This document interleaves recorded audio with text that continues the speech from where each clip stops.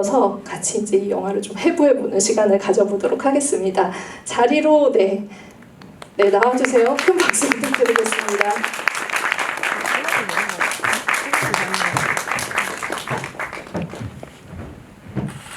네, 마음에 드는 자리에 네. 어차피 저희가 자리를 정하지 않은 것 같으니까 네. 보통 이 자리가 주연 배우가 앉는 자리잖아요. 네. 아니 감독님 앉으세요. 네. 좀 헷갈리실 수도 있을 것 같은데 명백하게 감독님이신 거 맞으시죠? 네. 인사 부탁드리겠습니다. 네, 안녕하십니까. 저는 이 영화를 쓰고 연출한 백승빈이라고 합니다. 이렇게 되게 굳은 날씨에 그리고 또 요즘에 또 지하철 파업한다고 또 오다가 되게 시간이 많이 걸렸어요. 네. 저도 영화 봐주신 분들께 감사드린다 말씀드리고 싶습니다. 네, 박수 부탁드릴게요.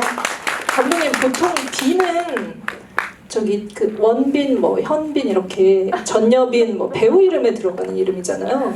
본명 맞으신 거죠? 본명 맞고요. 저기 네. 또 갑자기 생각났는데 저희 촬영 감독 이름이 백성빈이에요.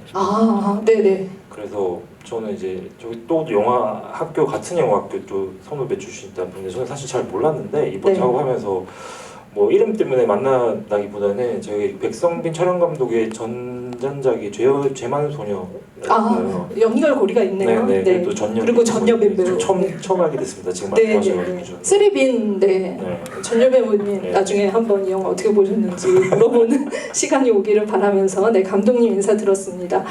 저희 낭만 감성 하면은 1999 면에 그 오랜 시절부터 거슬러 올라와서 지금 이 영화에서는 중년의 연기까지 커버를 하는데도 여전히 청년의 이미지를 가지고 있는 심희섭 배우님 인사 부탁드리겠습니다. 네, 안녕하세요. 저는 동준 역할을 맡았던 심희섭이라고 합니다. 반갑습니다. 네, 인사 끝나셨어요? 네, 너무 잘 소개를 해주셔가지고 더 이상 붙일 게 없다? 가만히 있는 게 좋을 것 같습니다.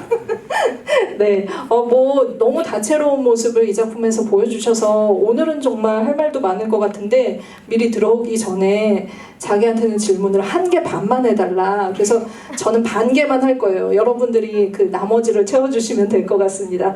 네, 옆에 계신 또 배우님을 소개를 해드려야 될 텐데 이분은 지금은 가장 잘 알려진 수식어는 송중기가 선택한 남자 이렇게 하면 되죠. 네. 마침 또 이분께서 이름 끝에 빈이 들어가요. 네. 맞죠? 네. 네, 심희섭 배우님이 좀 쫄리실 텐데, 네. 그러면 감독님과 같이 빈을 나눠 쓰는 홍사빈 배우님의 인사를 들어보도록 하겠습니다. 네, 안녕하세요. 안녕 내일 또 만나에서 어린 동준 역할 맡은 홍사빈입니다. 영화 보러 와주셔서 너무 감사합니다. 네. 제가 요즘 또 제일 영화를 연달아서 2작품을 개봉하는 그런 영광을 누리고 있잖아요. 이런 호시절인데 지금 이제 여러분들이랑 만났는데 2작품 중에 굳이 하나만 봐야 된다. 그럼 뭘 봐야 될까요? 지금은 당연히 안녕 내일 또 만나고요. 다음 주가 되면은 그러면 안녕 내일 또 만나로 이제 많이 뭐라고 해야 될까요? 따뜻한 감성을 즐기시다가 네. 또 이제 차주 혹은 차차주에 이제 또 파란이라는 영화 네. 또 봐주시면은 감사할 것 같습니다. 네. 그 영화는 그러면은 파란? 파격? 파란? 파격? 장르적으로 네. 느와르이기 때문에 그래서 조금 다른 색깔이지 않을까 싶습니다. 이게 제일 좀 이렇게 행복한 순간인데 이렇게 큰 상업 영화랑 같이 독립 영화가 개봉을 하거나 아니면 시리즈 같은 작품에 출연하고 마침 아다리가 맞으면은 제일 어떻게 보면은 독립 영화 하는 사람들한테는 영화를 알릴 수 있는 좋은 창구가 생기는 건 거잖아요. 그래서 이 영화는 무조건 송중기 배우가 잘해주셔야 된다. 그래야지 이 영화를 화란 때문에 안녕 내일 또 만나까지 볼 수 있는 기회가 열리지 않을까 그런 생각이 듭니다. 박수 한번 다시 부탁드릴게요. 네. 감독님 사실 이제 서로 다른 시기에 같은 동준을 연기한 배우분이랑 같이 이렇게 얘기를 나누는 시간인데요. 보통은 이렇게 10대 시절과 이렇게 더 나이가 들어서 10년이 지나고 20년이 지나고 나이대를 생각을 했을 때는 외형이 비슷한 배우를 캐스팅을 해요. 근데 이 두 분한테서 어떤 점을 발견을 하시고 두 배우를 캐스팅을 하신 걸까요? 사실 캐스팅에 대한 이야기는 제가 GV를 오늘 이제 세 번째 이제 하고 있는데 저희 첫 번째 이제 정성일 평론가님이랑 이제 어제는 김현미 기자님 했었는데 사실 캐스팅을 어떻게 뭐 어떤 분을 먼저 했냐는 게 질문을 저는 지금 처음 받아보는 점인데 사실 얘기하고 싶은 부분들은 저는 홍사빈 배우를 먼저 캐스팅을 했었어요. 제 머릿속에서 먼저 네. 했던 거였고 그리고 홍사빈 배우는 저는 뭐 제가 어떤 단편 영화제 심사에 잠깐 참여했을 때 이제 홍사빈 배우가 출연했던 그 숭실대학교 단편 영화가 있었는데 그 단편 영화를 보고 너무 이 사람 누구지라는 생각이 거의 발견의 느낌이 왔었어요. 그게 이제 폭염이라는 제목의 이제 여자 감독 영화 맞죠? 여자 감독 영화였는데 그 영화 혹시 구하실 수 있으면 한번 보세요. 폭염이라는 영화인데 너무 좋았었어요. 네. 왓챠에 있습니다. 왓챠 있어요? 내가 어디서 구해요? 어디 OTT에 있어요? 보자. 아 그렇구나. 네, 한번 보십시오. 그 저는 발견이란 말이란 제가 뭐 물론 이제 저는 다른 감독들한테 이제 이 친구 괜찮은 것 같으면 봐볼래 이렇게 했을 때도 그래서 뭐 제가 이제 저 영화 끝나고 또 이제 그 눈밝은 감독님이 또 이렇게 선택을 해주시잖아요. 그러니까 송중기 배우보다 제작자보다 먼저 발견했다 감독님이. 모르겠습니다. 네. 그분들이 저희 영화에 대한 존재는 모르셨을 거라 생각은 하지만 그래서 일단 캐스팅이 됐고 그 다음에 제가 이제 심희섭 배우를 이제 지금 뭐냐면 심희섭 배우가 가지고 있는 장점이 그거잖아요. 사실 심희섭 배우가 나이가 정확한 나이에 알 수 없어요. 수가 아무도. 모르잖아요. 네, 가늠을 할 수가 없어요. 네. 이대로 쭉 한 60까지 갈 것 같아요. 그래서 저도 1999 면회 봤을 때 얼굴이랑 똑같았거든요. 그쵸? 지금. 네. 그래서 지금 여기 이제 중년의 이제 초유배 접어드는 캐릭터와 그리고 또 소년과 청년의 이미지를 동시에 또 가지고 있는 사람이 근데 저는 사실 두 사람의 어떤 분위기가 얼추 비슷하다고 생각이 들었던 건 같아요.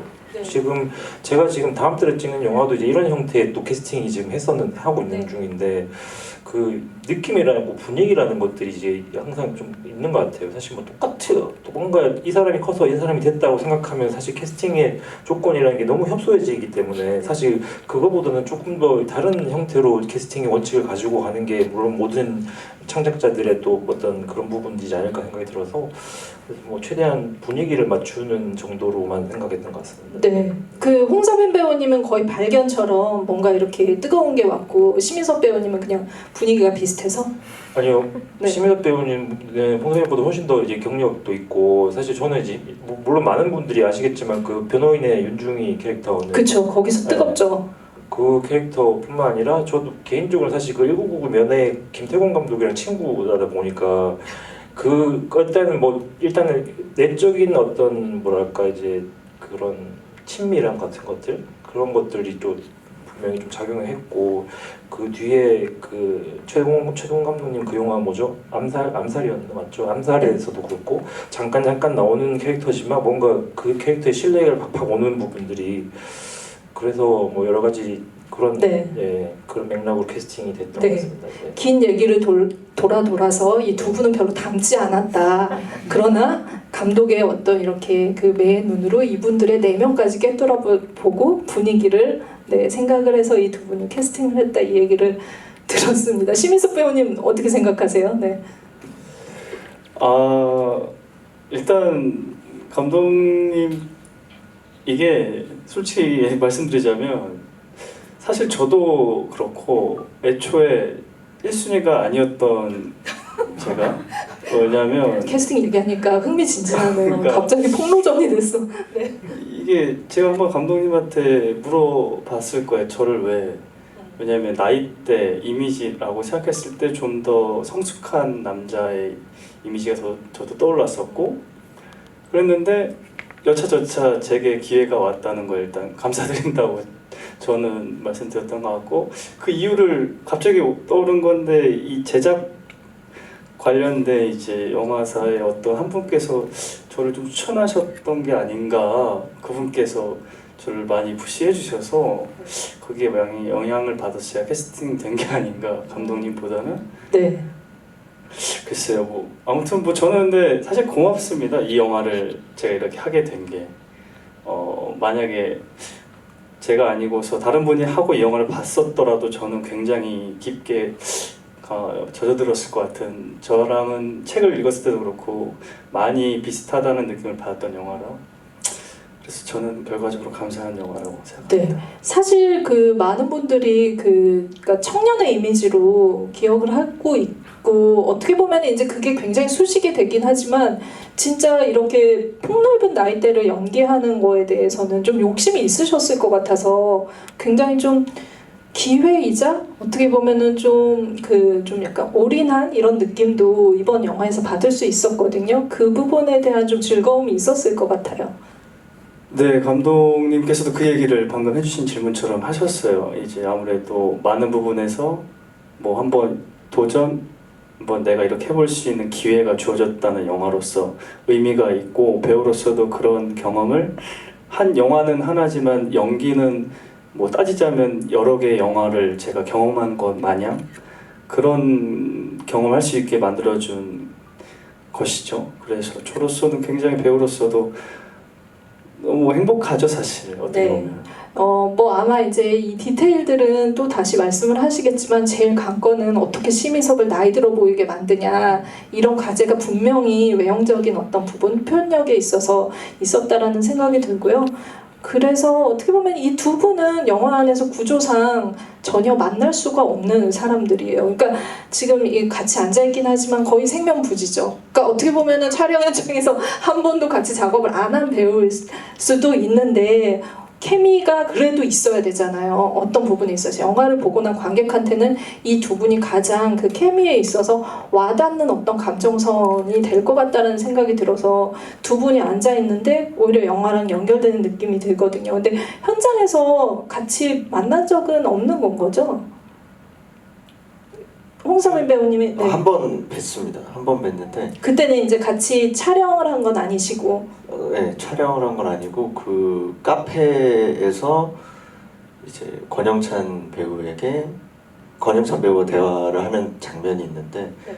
거기서 촬영을 하고 그 다음 촬영이 저여서 쓱 가서 이제 모니터를 구경했던. 그러니까 캐릭터상으로 동준의 미래가 어떻게 보면 심희섭 배우가 연기를 하고 있었잖아요. 어떤 느낌이셨어요? 이 경우에는 이제 상대 배우도 아니고 짝을 이룬 배우도 아니고 그냥 나의 미래의 모습.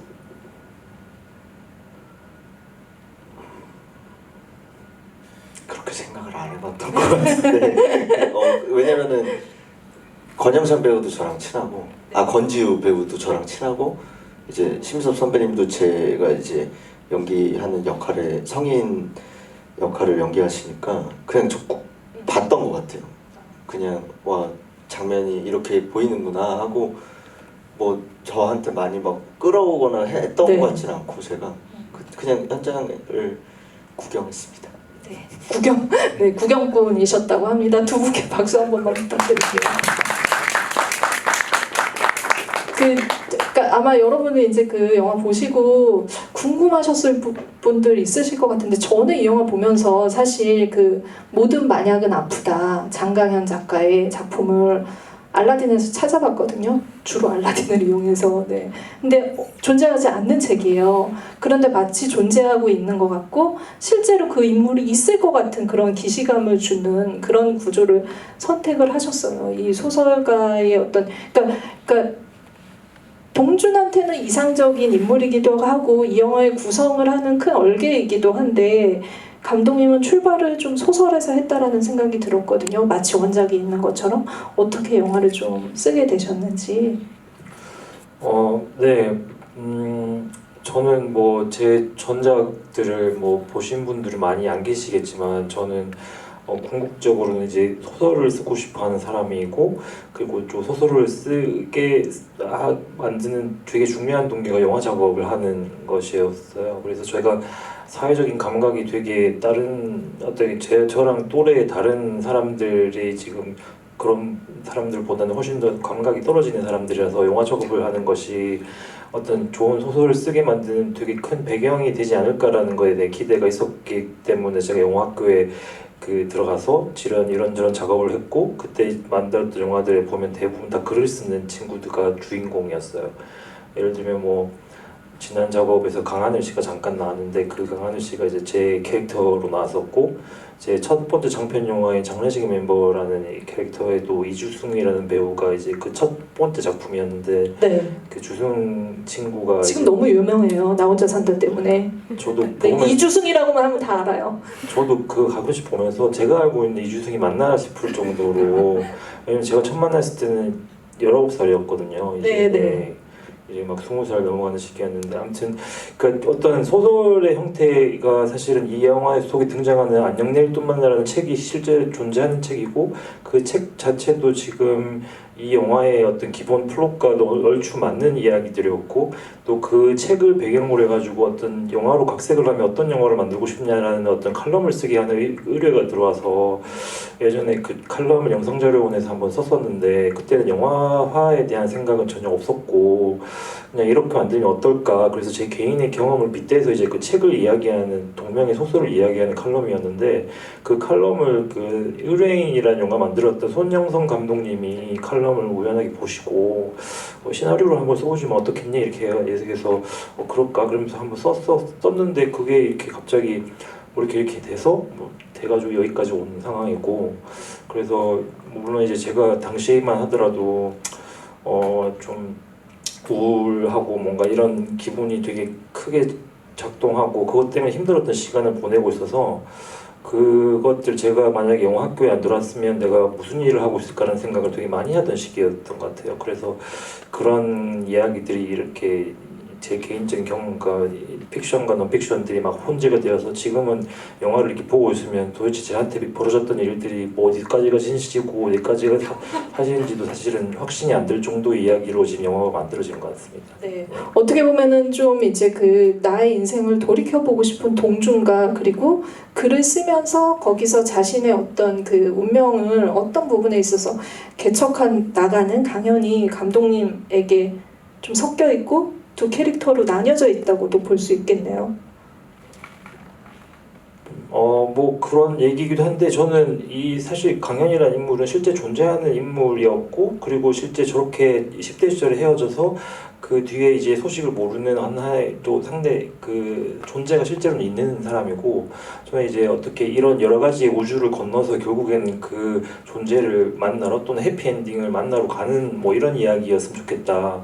뭐 저도 사실은 좀 뭐 이런 창작자들은 기본적으로 자기 자신만의 우울증을 이제 관리하면서 사는 사람들이라고 생각하는데, 그러니까 제 나름의 관리 방식이었던 것 같아요. 이 이야기들은 물론 이제 너무 퍼스널한 이야기고 그건 너한테만 중요하고 너한테만 해당되는 이야기지 않니라고 생각하시는 분들도 계시겠지만 저는 이게 지난 작업이랑 좀 다르게 그래도 좀 보편적으로 사람들이 보고 그래도 공감할 수 있는 이야기로 만드는 것이 결국 창작자, 이게 영화를 만드는 창작자의 또 책임이기도 하니까 뭐 이런저런 어떤 그런 긴장들이 많이 들어가 있는 작품이었습니다. 네, 아마 이제 보시는 분들은 이 둘의 관계를 생각할 수도 있고 이 두 인물이 어떻게 보면 한 인물 안에서 있는 여러 가지 성향 중에 하나일 수도 있겠다라는 생각을 하는데, 연기를 하는 배우님들에게는 이제 그 분석이 내가 하는 연기, 그 캐릭터가 어떤지 분석하는 것들 통해서 관계 정립을 할 것 같다는 생각이 드는데, 홍사빈 배우님은 그 사춘기에 어떻게 보면 굉장히 민감한 시절이고 어떤 많은 변화들이 일어나는 시절에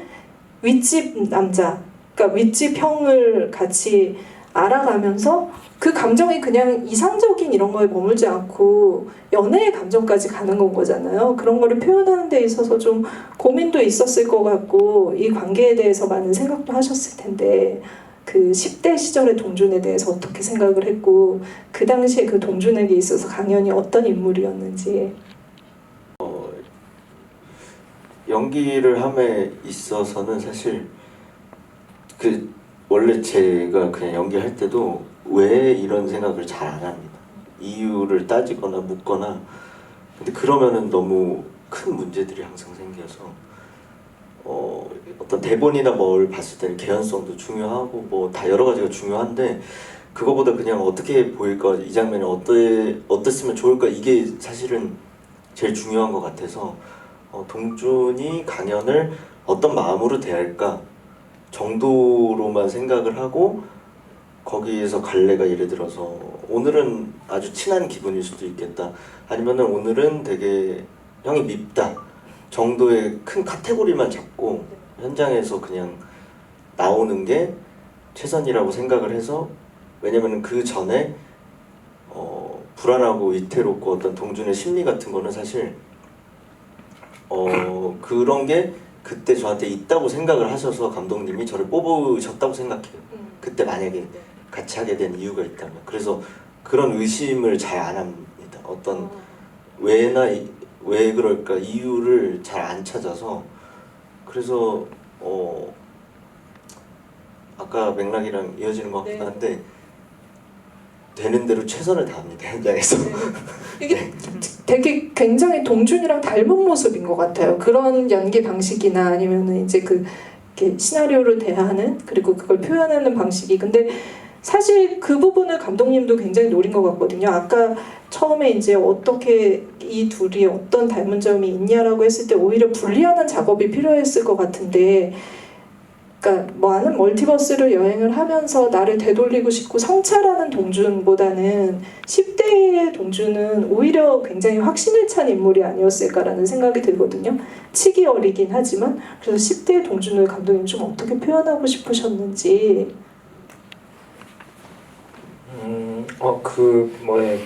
사실 이 영화가 과거와 현재가 계속 같은 에피소드 안에서 계속 혼재가 되잖아요. 뭔가 뒤돌았을 때 갑자기 10대로 변했다가 이렇게 도고 이런 부분들이 있는데 그렇게 보면 이런 형태가 어느 정도의 그러니까 이야기적으로 이게 어떤 설득이 되면 사실 닮았고 안 닮았고는 크게까지 중요하진 않을 거라는 생각은 기본적으로 들었었기 때문에 뭐 사실 외형의 어떤 닮음은 사실 크게 어떤 캐스팅의 어떤 뭐 그것까지는 아니었던 것 같은데 10대 같은 경우는 사실 물론 항상 그 동준한테는 가족과 그 강연이라는 인물인데 저는 다 같은 카테고리였으면 좋겠다는 생각이 들었고 그래서 저는 이 영화 안에서 사실 강연과의 어떤 뭐 큰 어떤 플롯이 기본적으로는 있고 그것이 어떤 동력이 돼서 이야기들이 쭉 진행되긴 하지만 기본적으로는 첫 번째 에피소드에 주호라는 그 게이 클럽에서 만나는 친구랑 두 번째에 그 노동자이면서도 싱글파더인 그 캐릭터랑 그 세 번째는 그 아들 캐릭터도 사실은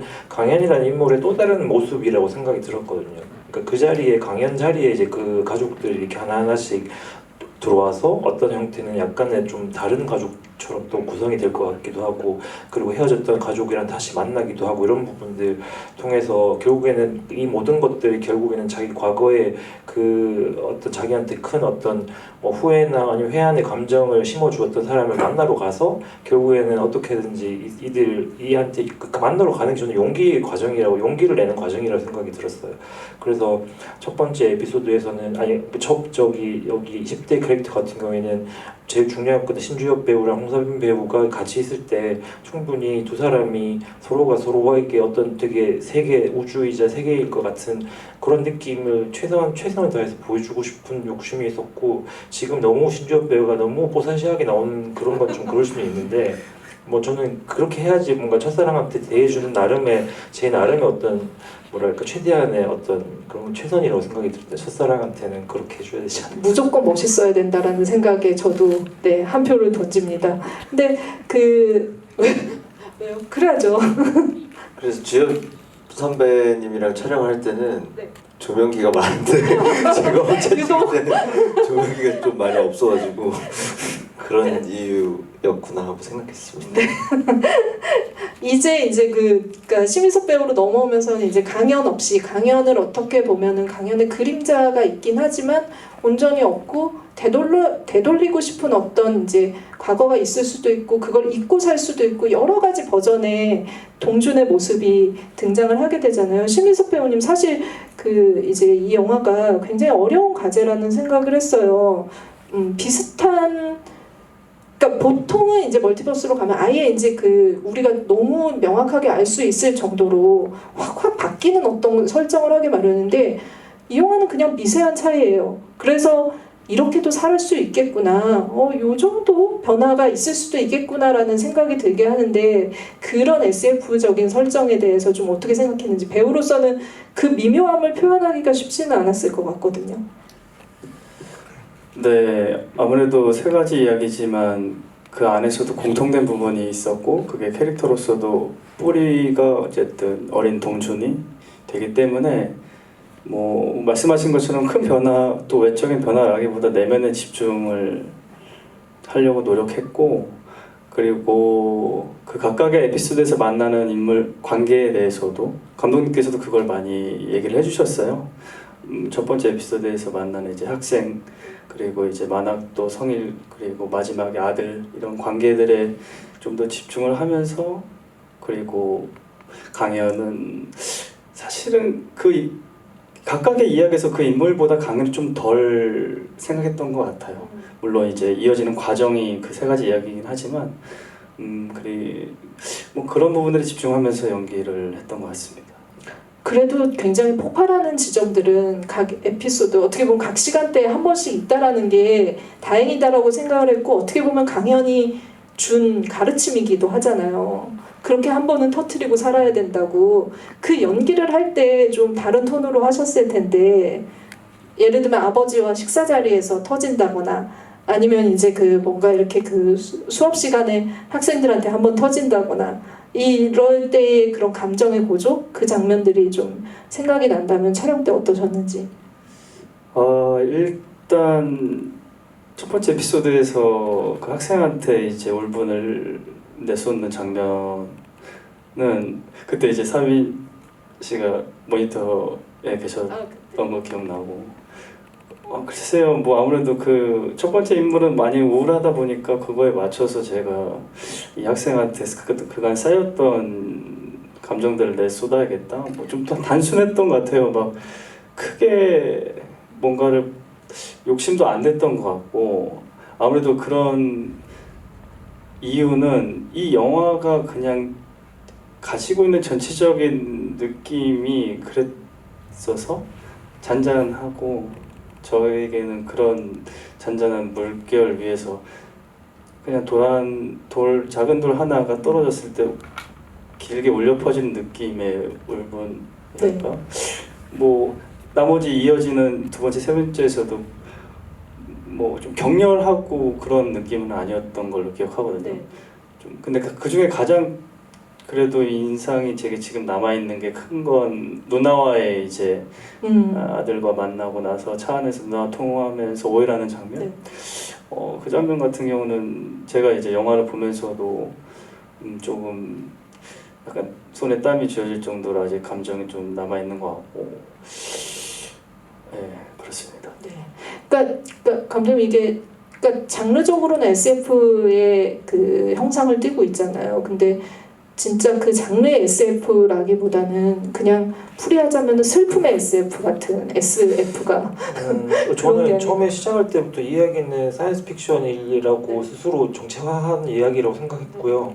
이게 뭐 이게 프라이드 영화제에서 개막작으로 틀기도 하고, 물론 주인공이 이제 클로지 게이이기도 하고 뭐 이런 퀴어의 그런 있지만, 저는 가장 큰 특징은 SF가 기본적으로 사고 실험하는 이야기다 보니 이거 저희 영화 끝나고 이제 Everything Everywhere가 나오는 걸 보면 그러네요. 순서적으로는 에어홀보다 먼저. 네, 먼저긴 하지만, 물론 평행우주가 이제 이게 뭐 최초 영화는 아니겠지만, 그래도 다른 문화권에서 이렇게 10대, 20대 시절을 보낸 이런 덕후 감독들은 SF, 그러니까 평행우주를 이렇게 창의적으로 만드는구나 하면서 되게 재밌게 봤던 기억이 나는 것 근데 같습니다. 그 에어홀만 하더라도 장르적으로 가시적으로 보이는 장치를 굉장히 많이 하잖아요. 다른 우주로 갈 때. 근데 이 영화에는 그런 수식이 별로 없어요. 그건 굉장히 의도적이라고 생각이 들었거든요. 의도는 기본적으로 저희가 이 영화의 제작비가 얼마인지 제가 알고 있는 상황에서 만들어줄 수밖에 없는 하나의 어떤 그렇긴 한데, 제가 뭐 그렇다고 해서 이게 어떤 뭐 이게 사실 그 Everything Everywhere로도 되게 진짜 초저예산으로 만들어진 그 감독들이 본인이 직접 뭐 이렇게 하고 이러는 걸로 제가 알고 있었는데, 사실 저는 뭐 그렇게 뭐 영화적인 장치를 통해 가지고 뭔가를 보여준다기보다는 그냥 이야기 안에서 뭐 보여주는 것이 좋지 않을까 생각해서 했던 거였습니다. 네.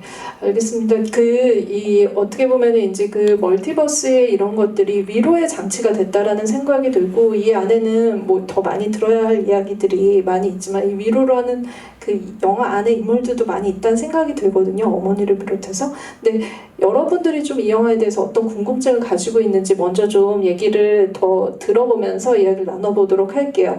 그 질문을 소개해드리기 전에 자랑할 게 하나 있는데 그 감독님이 자랑을 잘 못하세요. 그런 성격이 아니시더라고요. 그래서 제가 뭐 대신 자랑해드립니다. 자랑 타임. 굉장히 그 전작들도 글을 바탕으로 하고 있고 문학적인 어떤 이런 바탕 위에서 작업을 하고 있는데 마침 공모전에 소설이 당선이 되셨어요. 그래서 그 당선된 작품들을 모아서 소설책이 나왔습니다. 여러분들이 관심을 가지고 구매해 주시면 더 좋은 게 사실 이 영화 개봉이랑 이 책이 같이 나왔거든요. 수레바퀴 소리가 들리며. 백승빈 여기 이렇게 써 있고요.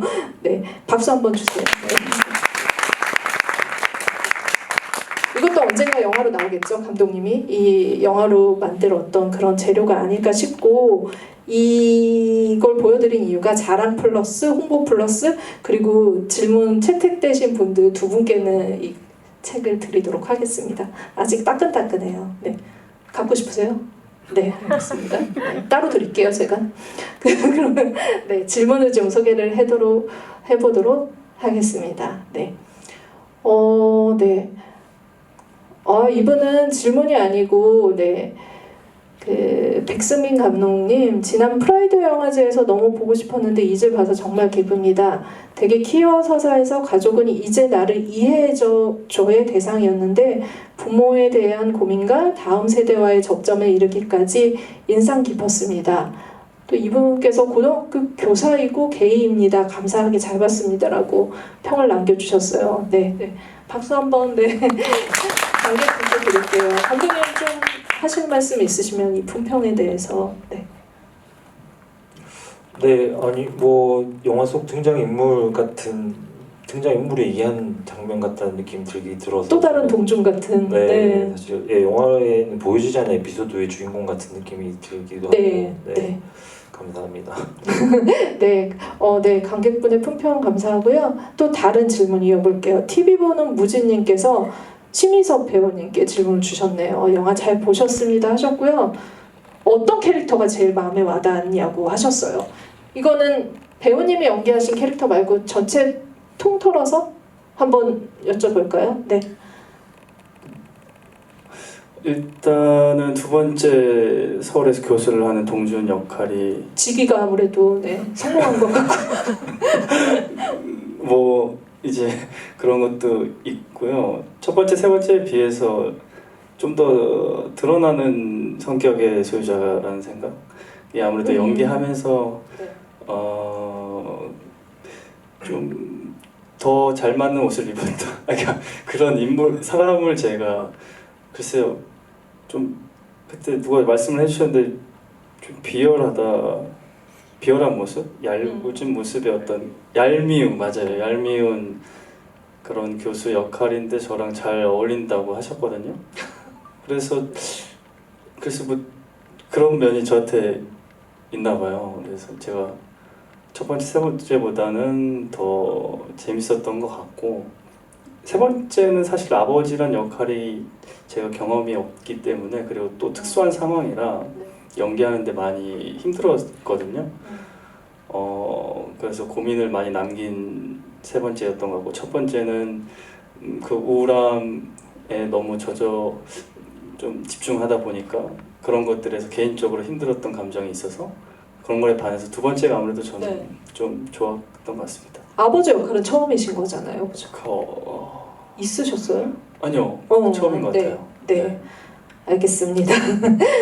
또 홍서빈 배우님 질문을 소개를 해드릴게요. 안녕 우리 또 만나라는 아이디 쓰시는 분이 사투리가 감칠맛 났다고 하셨습니다. 그 대사 중 생각나는 대구 사투리 대사가 궁금하다고 하셨는데 생각나는 대사 있으세요? 있고 많은데요. 대사만 말씀드리면 저는 그래도 마지막 대사가 제일 좋고 그 마지막 대사를 하려고 이 영화를 찍으면서 온 마음을 모았기 때문에 제가 동준 역할 맡았던 대사들 중에는 마지막 대사가 좋은 것 같습니다. 이 질문을 하신 분은 그러면은 대사 중 제일 생각나는 대사를 듣고 싶다고 지금 질문을 주신 거죠? 제가 드려도 돼요? 그러면 기억이 잘 그게 사투리 억양이 기억이 잘 안 나는데 사실 제가 사투리를 원래는 쓰시지는 않으시. 네 그럼요. 네, 그 완전 연습해서 하신 거죠? 연습하고 또 감독님이 많이 도와주셔서 네. 했던 것 같고요. 감독님이 네이티브 스피커. 네 맞습니다. 네네. 그래서 또 네이티브 분이 계시니까 네. 신뢰감을 갖고 일단은 그냥 사투리를 이전에 어떤 영화에서도 했었고 했는데 네. 잘할 생각으로 하질 않습니다. 애초에 절대 네이티브만큼은 못한다. 그러니까 네. 그 언저리로 갈 수 있는 것처럼 보이게 하자가 저의 네. 어떤 최선의 노력이기 때문에 그랬던 것 같은데요. 감독님 그 홍서빈 배우님이 그 이렇게 그러니까 그렇게 말이 많은 캐릭터는 아닌데 그런 거에서 대사를 하는 걸 보면서 엄청난 뛰어남을 발견했다는 그 감독님 인터뷰를 봤었거든요. 네. 네, 사투리는 뭐 저는 사실 네이티브이긴 하지만 네이티브가 들으면 다 사실 어색하고 그렇게 할 네. 부분이 있는데 저는 이게 말한 것처럼 뭐 진짜 똑같이 누가 봐도 대구 사람이 봐도 네. 대구 말 같다고 느끼게 만들고 싶은 생각까지도 없었어요 사실은. 그러니까 본인이 최대한 거기 이제 뭐 그 느낌이라 그러나 그러니까 뭐 잘할 생각 없었다는 이게 오히려 더 맞는 말인 것 같고 저는 뭐 사빈이가 그 그러니까 현장에서 연기할 때도 특별히 저는 그 어색했다는 것이 제가 뭐 오케이 뭐 컷을 부르기에 크게 큰 영향을 주지는 않았던 것 같아요. 네.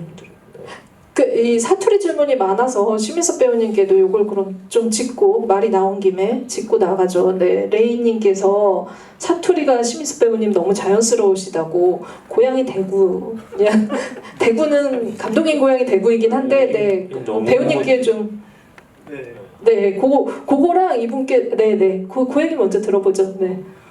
아니 저는 제가 봐도 너무 못해가지고 아 정말요? 처음에 등장하기 전까지 조금 말없이 장면들이 있잖아요. 그러다 사투리 딱 내뱉는데 못 듣겠더라고요. 그래서 좀 그때부터 딱 시작이죠. 아 이거 네. 본격적으로. 예, 그래서 근데 이 질문에 저희가 좀 궁금 생각이 들어요. 제가 영화 속에서 실제 찐 대구 출신의 배우가 두 분 계시는데요. 누구예요? 그분이 이제 네. 여기 동준의 누나로 나왔던 너무 잘하세요. 그분 진짜 완전 진짜 찐 누나인 줄 알았어요. 네. 그분이 찐 대구 출신이시고 그리고 그분의 경찰관 남편으로 나왔던 분도 대구 분이시고 네. 그 두 분을 제외하면 다 이제 다른 지역 분이시고 그 두 분은 생활 연기를 하시더라고요. 네, 네.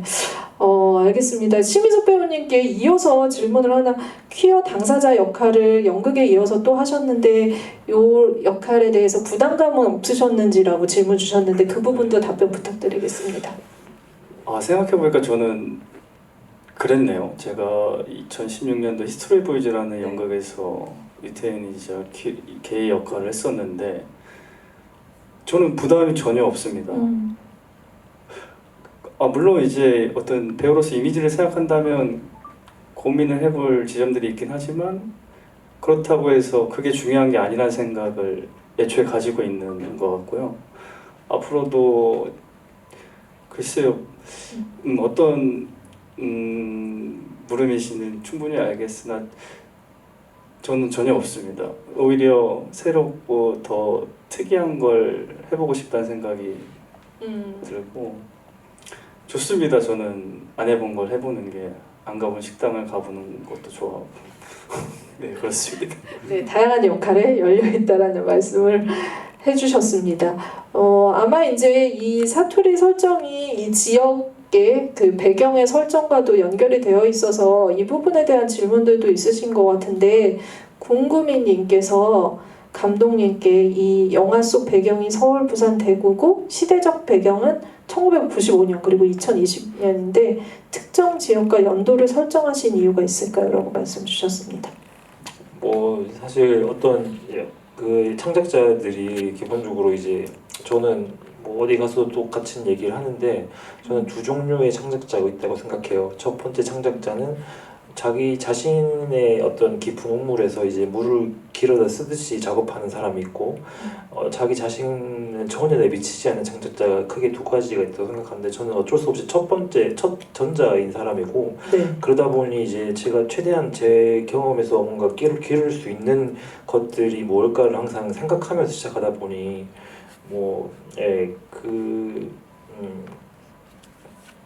그게 이제 근데 질문이 정확하게 뭐였죠? 그 지역이랑 연도를 설정하신 연도는 이유. 제가 당시에 딱 그 사빈 배우가 연기했던 그 당시에 딱 그 10대 시절 똑같은 시기를 보내고 있었던 것이고 네 90년대 이제 2000년대 와서 뭐 사실 서울대고 부산 같은 경우는 제가 이제 영화 학교에 입학하기 위해서 서울에 온 게 제 첫 번째 서울 방문이었고 거의 그러다 보니 서울도 이제는 거의 대구에서만큼 살았던 시기를 또 살고 있고 네. 이제 부산 같은 경우에는 제가 완전 살지는 않았지만 이제 서울과 대구랑 좀 완전히 좀 다르고 그리고 또 서울 대구가 조금 가깝하다 보니까 조금 뭔가 바다에서 조깅하는 모습으로 시작하는 나른 네. 에피소드 첫 장면을 생각했었던 거 그렇게 보면 바다가 있는 부산이 더 좋지 않을까 이런 생각이 들었던 것 같습니다. 네. 한강에서 조깅해도 되는데 좀 다르잖아요 느낌이. 다른가요? 네, 알겠습니다.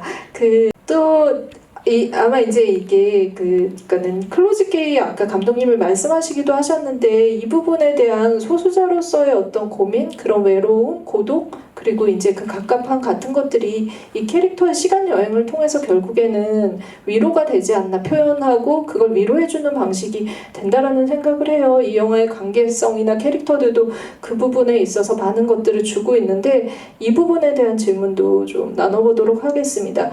응원하는 튜브님께서 이 세 분께 이거는 공통 질문이라고 해주셨고요. 나중에 자녀가 본인이 키워인데 인지를 못하고 혼란을 겪으며 줄타기를 하고 있다면 무슨 말을 어떻게 해주실지 그리고 반대로 스스로 인지는 하지만 첫사랑으로 인해 벼랑 끝에 서게 된다면 무슨 말을 해주실 건가요? 이거는 진짜 대사를 좀 해줘야 되는 거군요. 네, 어떤 말을 해줄지 네, 세 분께 여쭤보도록 제가 하겠습니다. 먼저 대답하면 저는 이 질문에 대한 답을 영화 속에 또 그대로 다 김주령 배우님의 어머니 역할이 다 대사로 고스란히 다 나왔습니다. 이 질문에 대한 정확한 대답이고 나중에 자신의 아들이 본인이 이제 세상을 곧 떠나겠지만 뭐 무슨 일을 하면서 밥 먹고 살지는 안 궁금하지만 어떤 사람으로 살고 있을지 자기 자신을 좋아하는 사람으로 살고 있을지는 그것만 중요하고 자기는 그것만 궁금하다고 얘기를 했던 게 물론 실제 저희 어머니가 돌아가실 때 저한테 그렇게 얘기하신지는 않으셨지만 이제 그런 얘기를 하셨을 것 같다는 생각이 좀 들었던 것 같습니다. 네. 박수 한번 부탁드릴게요. 네, 어머니가 그런 말씀을 하셨을 것 저희 같아요. 어머니는 어머니께 박수를. 제가 이제 제가 어머니 병간할 때 어머니 딱 한마디 했던 말은 고스란히 지금 나와 있습니다. 어떤 말씀? 외향적으로 살아야 한다고.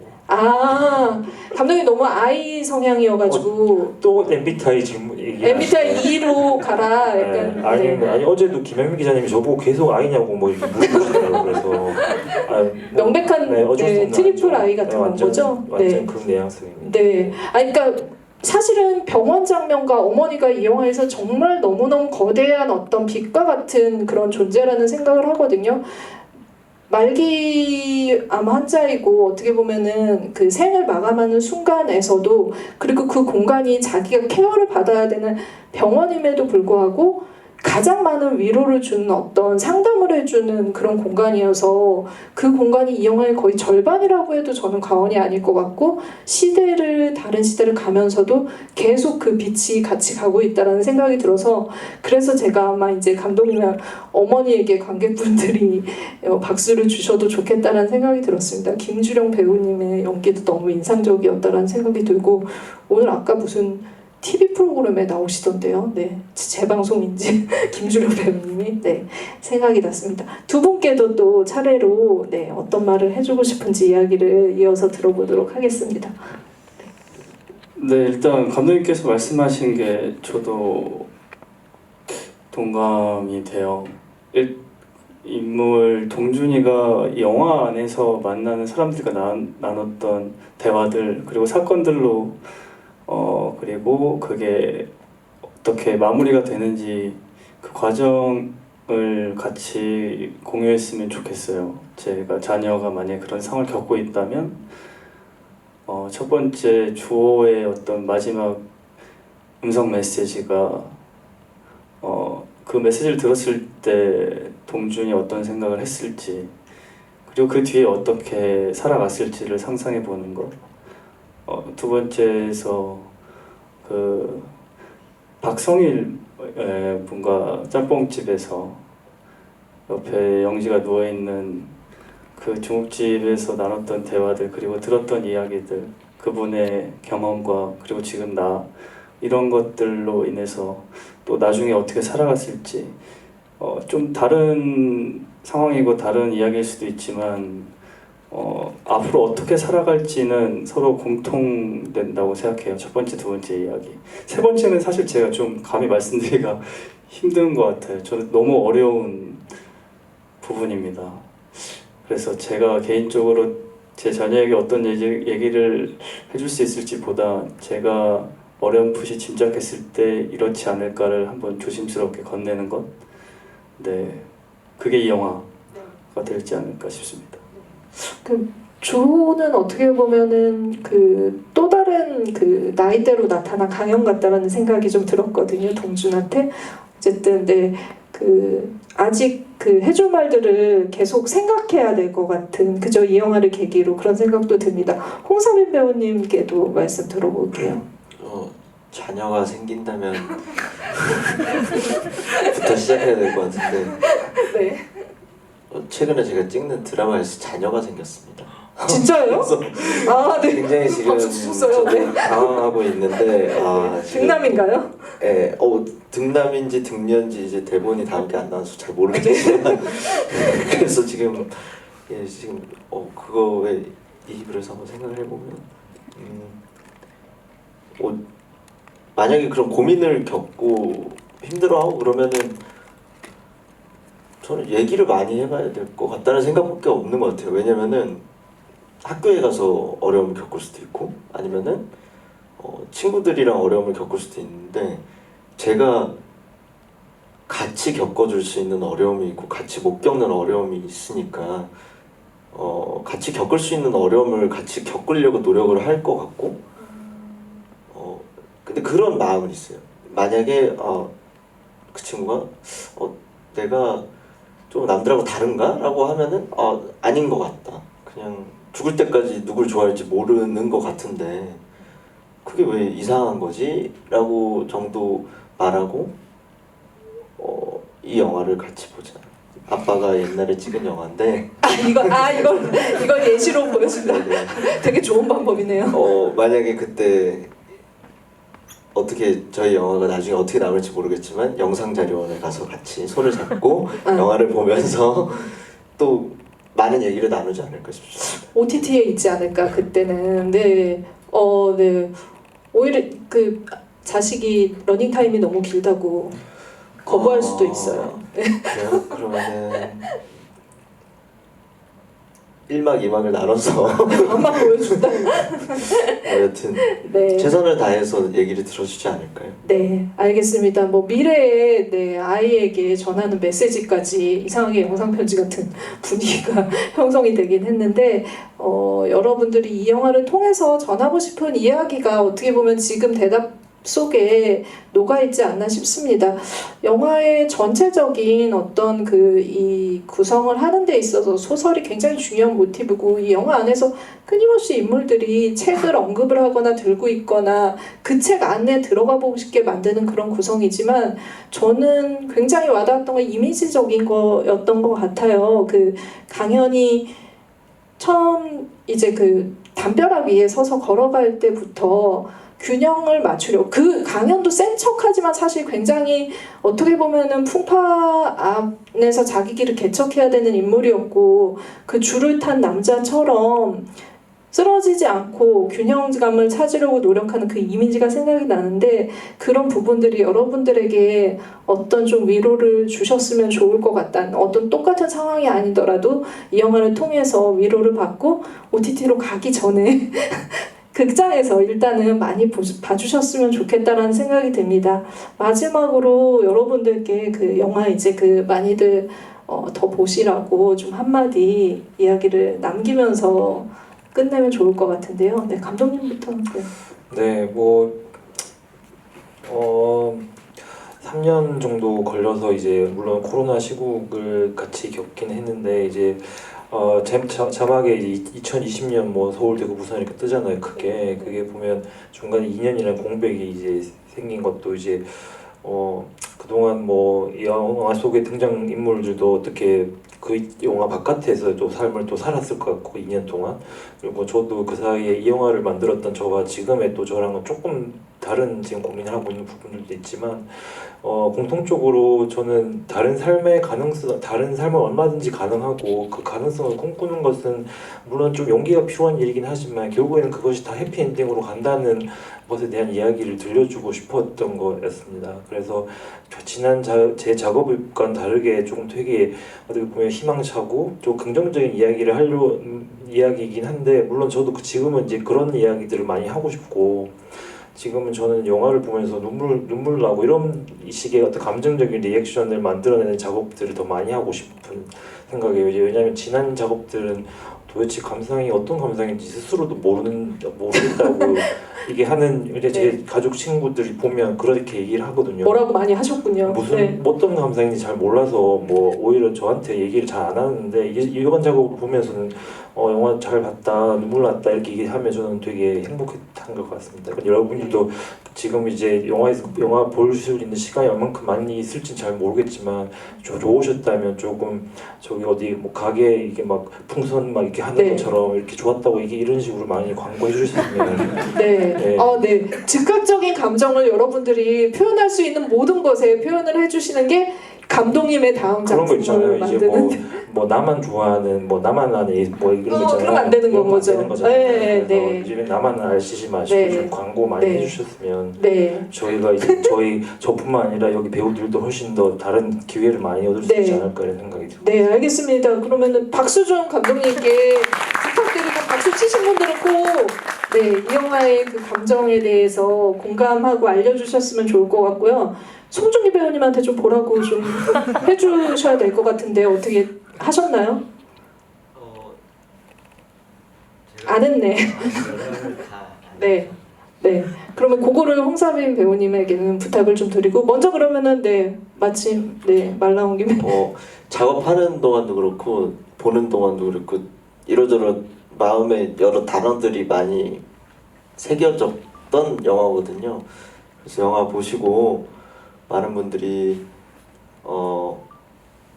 좋은 감상을 나눠주셔서 저희가 또 오래오래 볼 수 있도록 도와주셨으면 좋겠습니다. 네, 큰 박수 부탁드릴게요. 네. 심혜석 배우님. 네, 저는 감독님 말씀 들으면서 떠올렸던 건데, 제가 동준 그리고 이 영화를 준비하고 촬영하면서 관객분들께서 어떻게 보셨으면 좋았겠다, 이런 감상을 드렸으면 좋았겠다라고 생각을 안 하고 한 것 같아요. 막 눈앞에 코앞에 있는 연기에 집중하다 보니까. 그리고 나서 이제 영화 개봉하고 관객분들하고 이렇게 만나면서, 그리고 좀 제가 리뷰 같은 걸 찾아보면 위로라는 단어를 이렇게 계속 접하게 되고, 그래서 그 위로를 받으셨거나 또 혹은 다른 어떤 감상을 느끼셨다면 주변에 사람들과 좀 이야기를 나누시고 그러다가 이렇게 자연스럽게 소개를 또 해주셨으면 좋겠다는 생각을 합니다. 네, 와주셔서 감사합니다. 네, 박수 부탁드립니다. 네. 저희는 뭐 심희석 배우도 나이가 들 수 있다라는 걸 또 이번 작품으로 확인을 좀 하는 기회이기도 했고 즐거운 경험이었다는 생각이 들고요. 저희가 그 책이 2권 있는 거잖아요. 그래서 사인포스터? 그러면 네 분을 저희가 아까 질문한 분들 선정을 해드려야 되는 건 거죠? 네. 그러면은 한 분씩 감독님 어떤 질문이 제일 기억에 저는 남으셨어요? 제가 한 분 고르면 뭐 제일 처음에 그 얘기하셨던 그 교사님한테 선생님한테 프라이드 영화제에서 보신 네. 너무 보고 싶으셨던 분 그분께 그러면은 네. 책을 드리도록 하겠습니다. 네. 하고 여기 이제 심희석 배우님은 네, 그 자녀 네, 자녀가 생기면 어떤 얘기를 해주고 싶으신지 그분께 책을 드리도록 하고요. 그럼 어떤? 사투리 잘했다고 하신 분, 네, 사인 포스터 드리도록 하겠습니다. 그리고 한 분이 남으셨는데, 그러면은 저는